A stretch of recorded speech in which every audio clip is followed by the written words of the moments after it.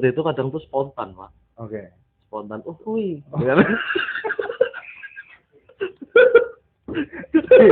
Kenapa tuh eksekusi? Ada Nusa Kambangan soalnya. Oh, oke. Oh, Nusa Kambangan oh ya. Iya. Mantap. Setengah ya, hampir setengah dari kecepatan yang gas. Mantel itu gas.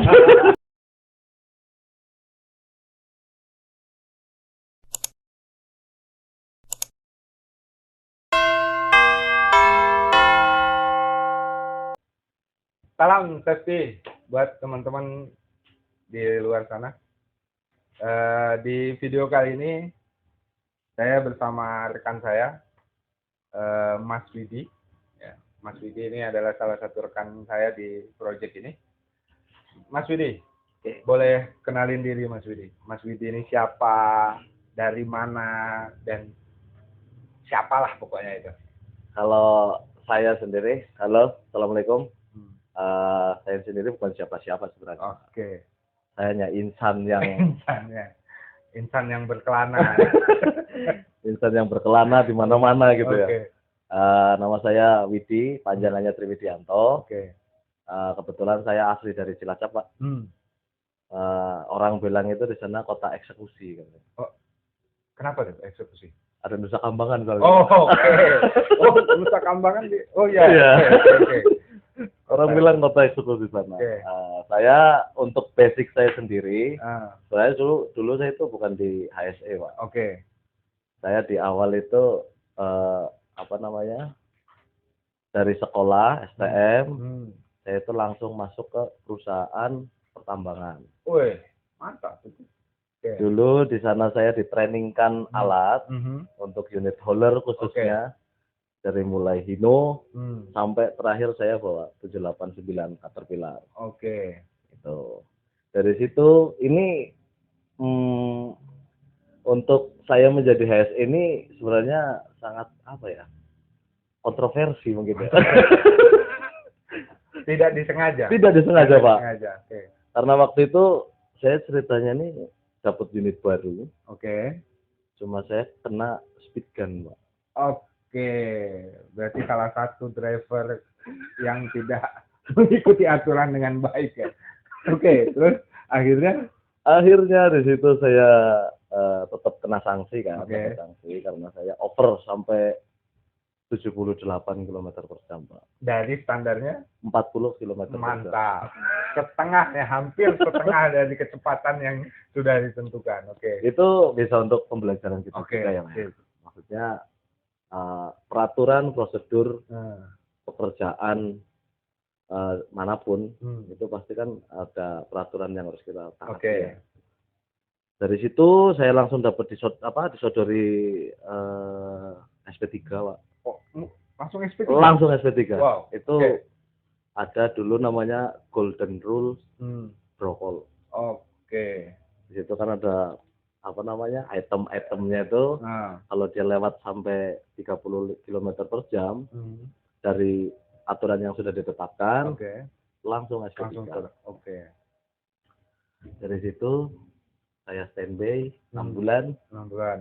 Tapi karena saya masih bertahan, saya dilihatlah sama perusahaan, sama orang manajemen. Dari manajemen saya ditawari nih.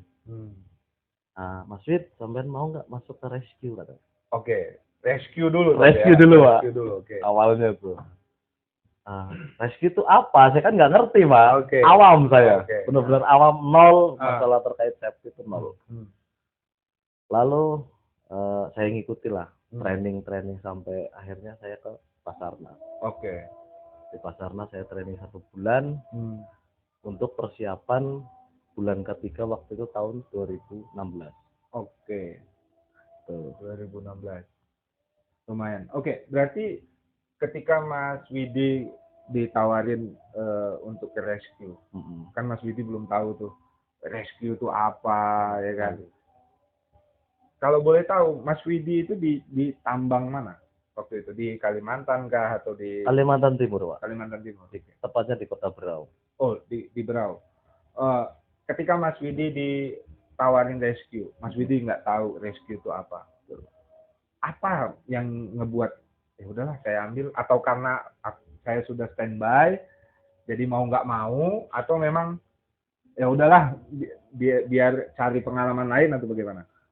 Yang pertama memang untuk gairah untuk mantal lagi si alat ini udah nggak ada, udah memang ada, ya. karena udah kena SP3. Betul. Oke. Jadi langsung down ya. Langsung down. Oke. Udah nggak ada semangatnya lagi untuk mantal itu, Pak. Ngegas. Mantal itu ngegas.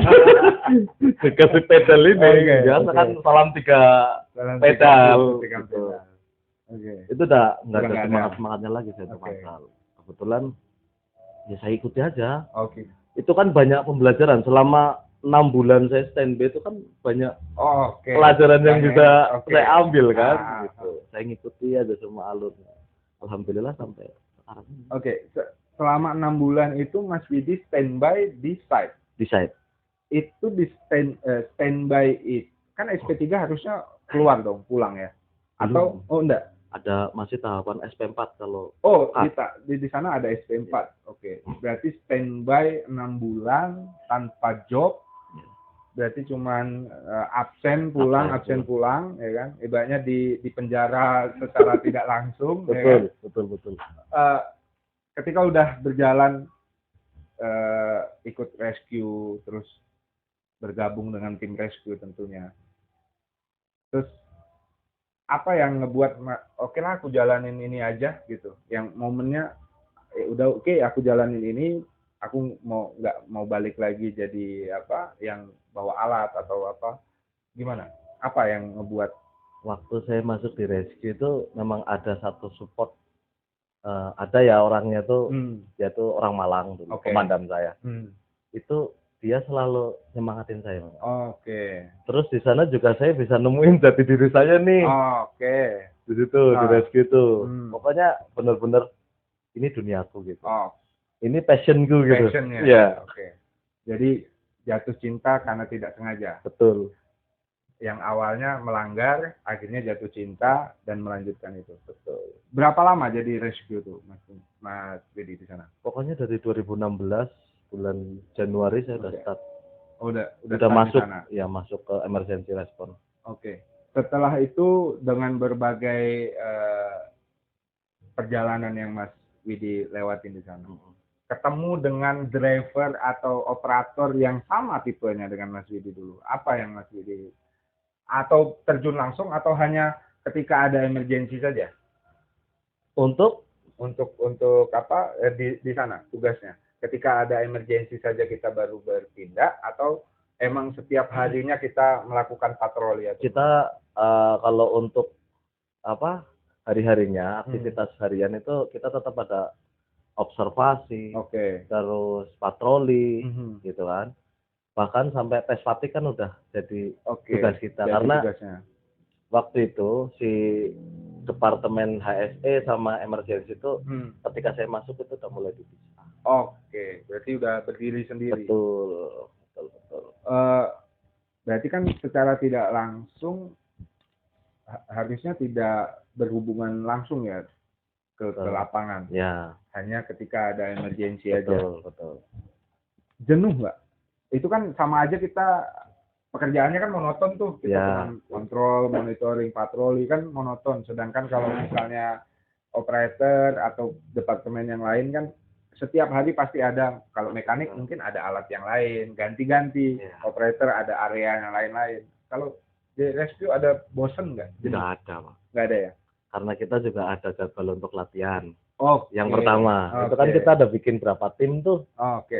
Kita ada bikin sesi latihan, terus sesi simulasi drill. Itu yang menjadi keunikan di kita.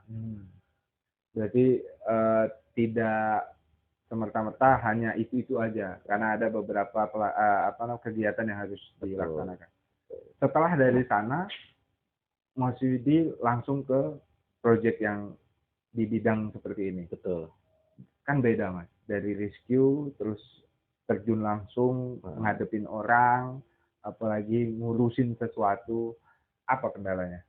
Kalau untuk kendala saya sendiri sebenarnya untuk apa?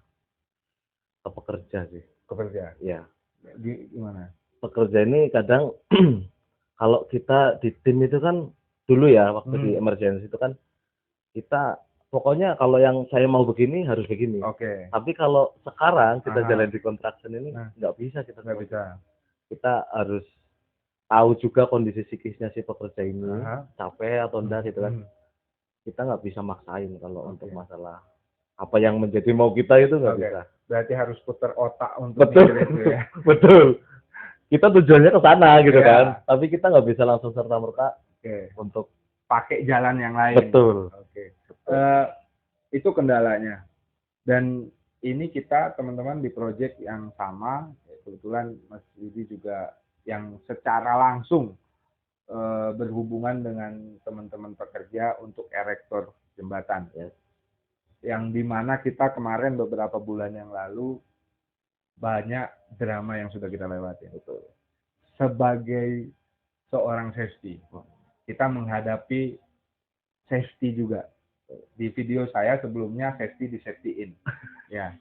Jadi gimana tanggapannya menghadapi hal tersebut? Karena kita punya misi yang sama, tapi caranya yang berbeda.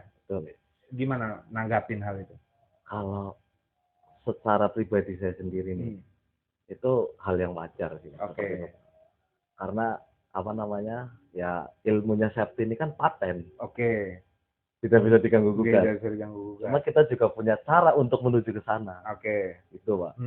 Kalau tanggapan saya ya itu sesuatu hal yang wajar. Wajar aja ya. Ada drama-drama. Drama-drama itu wajar aja. Ya di mana pekerjaan pasti ada dramanya lah. Pasti. Kemudian ini kita keluar jauh. Ya. Keluar jauh nih. Teman-teman tadi udah tahu Mas Widi ini dari mana dan siapa dan akhirnya jadi seorang safety. Nggak ada yang tahu nih Mas Widi ini orangnya bagaimana. Nah, teman-teman juga mungkin di luar sana ada mbak-mbak Sri Kandi yang wah ini Mas Widi idola saya gitu kan, tipe saya.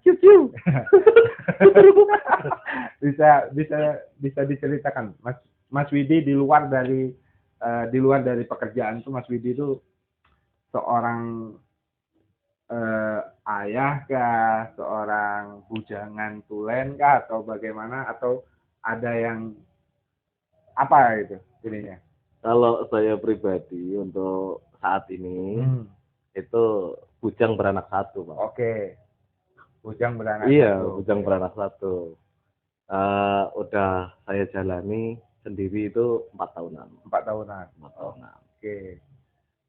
Teman-teman, karena tidak semua orang proyek itu ini kita kelihatan berdua mungkin teman-teman secara visual kasar, keras ya kan, tegas. Tapi kalau udah ngebahas anak, ngebahas orang tua. Itu udah bisa. Jadi kayak anak kecil. Kita bukan seorang yang saat ini berdiri di sini. Selama Mas Widi melakukan pekerjaan ini, menjalankan pekerjaan ini, apa tantangan yang menurut Mas Widi aku belum bisa nyelesain ini gitu. Aku belum, kayaknya ini tantangan yang masih bisa jadi jadi PR saya ke depannya gitu. Kalau untuk tantangan beberapa tahun terakhir ini ya, sebenarnya tingkat kesulitannya tuh masih bisa diatasi. Tapi yang sangat sulit itu ngendaliin pikiran diri sendiri ini loh. Kalau saya tuh begitu. Mengendaliin diri sendiri. Betul. Sampai sekarang masih belum. Cara mengendalikan untuk ya sebatas menahan lah. Itu gimana caranya? Ada sih caranya sih. Pasti tiap manusia kan masing-masing. Masing-masing caranya.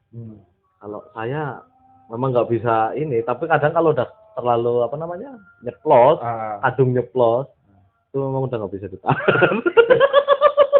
Pokoknya ceplos saya. Itu jelek saya itu. Jelek saya itu. Ceplos. Iya. Ya.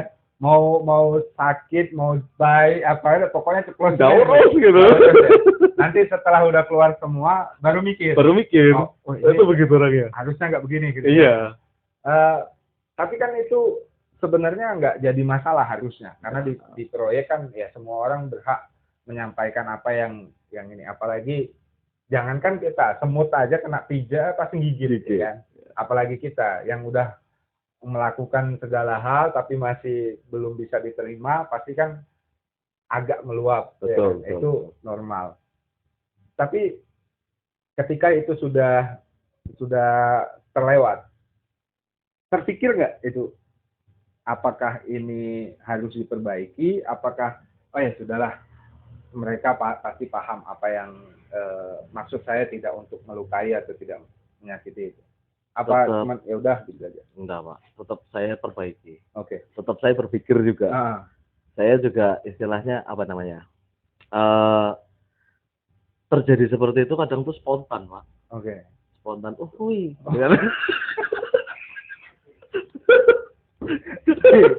Oke. Oke.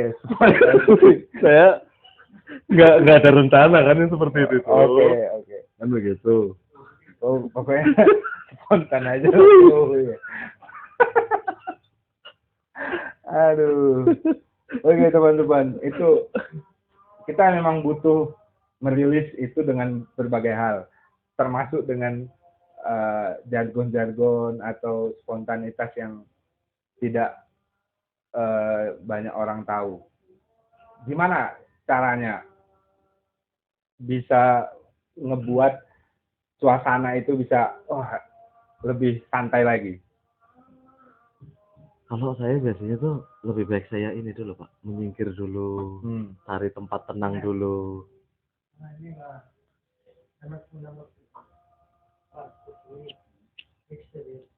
Sambil ngerokok Pak. Lanjut. Terus gimana? Cari tempat tenang dulu untuk berpikir. Berpikir yang jernih itu perlu Pak. Kalau saat kita sedang emosi itu. Karena begitu mungkin banyak tekanan di situ kan.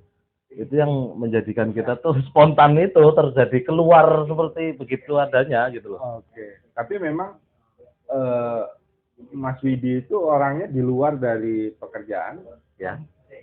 Apa namanya? Lucu. Lawak saya Pak. Melawak. Lawak saya Pak. Ya.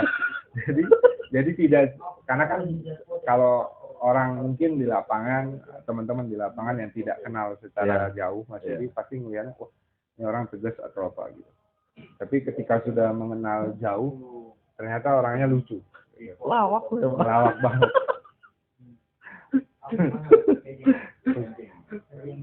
Gimana bisa membedakan ketika Mas Widi, ketika orang sudah tahu ternyata aslinya Mas Widi ini ngelawak, tapi di dalam pekerjaan kita harus tetap profesional. Itu gimana cara mengebatasinya Mas? Karena kan tadi Mas Widi ya spontan aja gitu. Iya.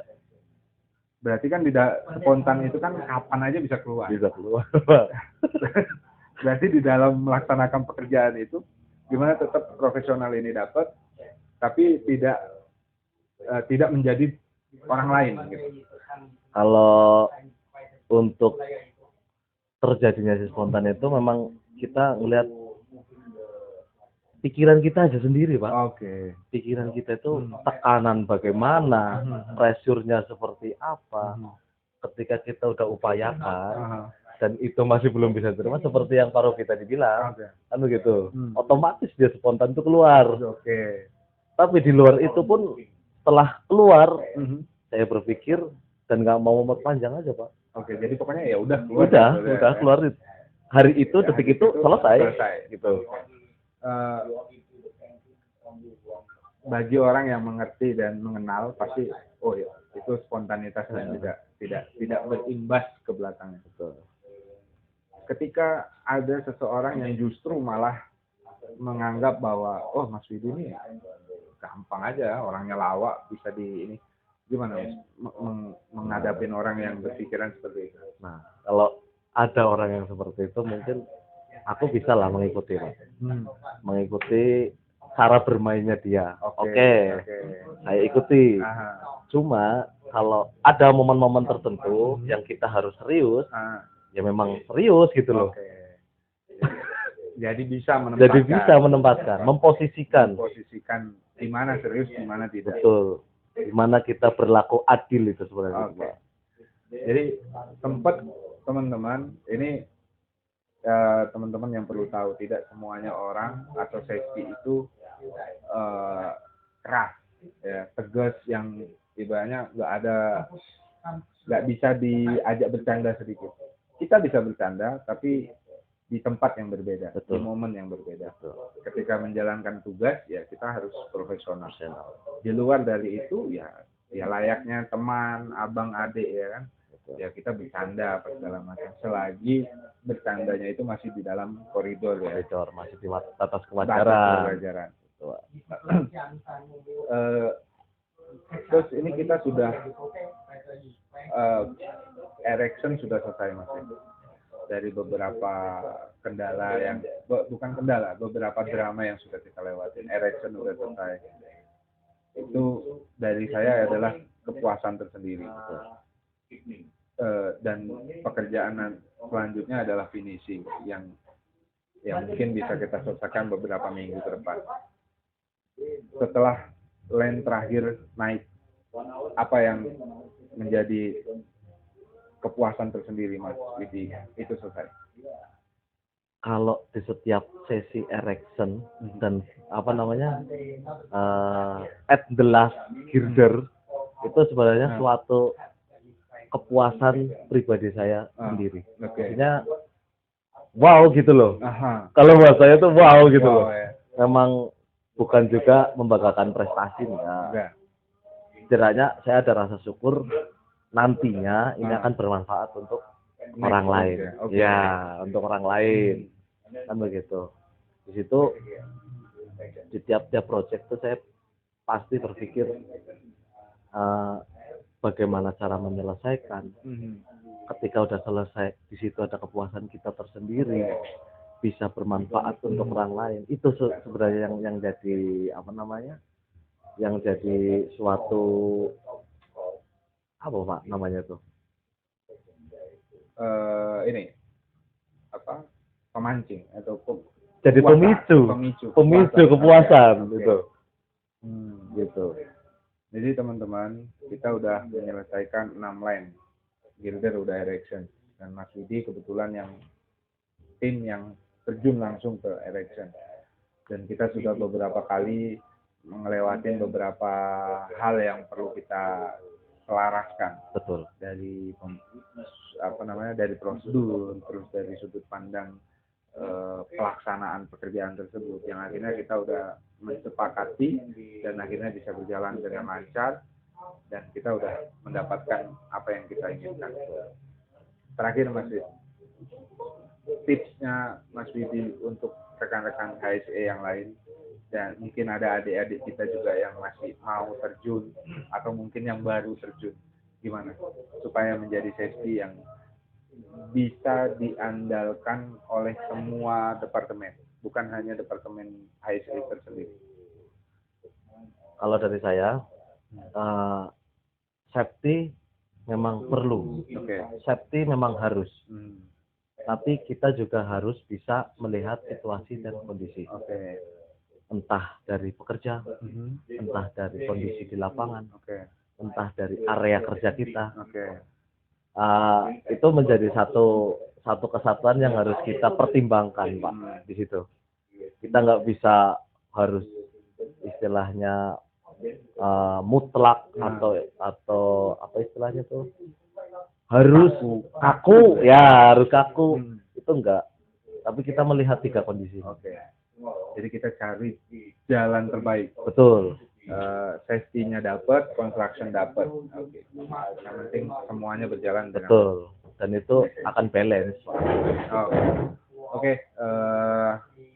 Terima kasih Mas Widi waktunya. Semoga teman-teman juga bisa ambil inspirasi dari Mas Widi yang dari awal sampai sekarang, dan tips-tipsnya tadi mungkin bisa teman-teman jadikan inspirasi dan masukan juga.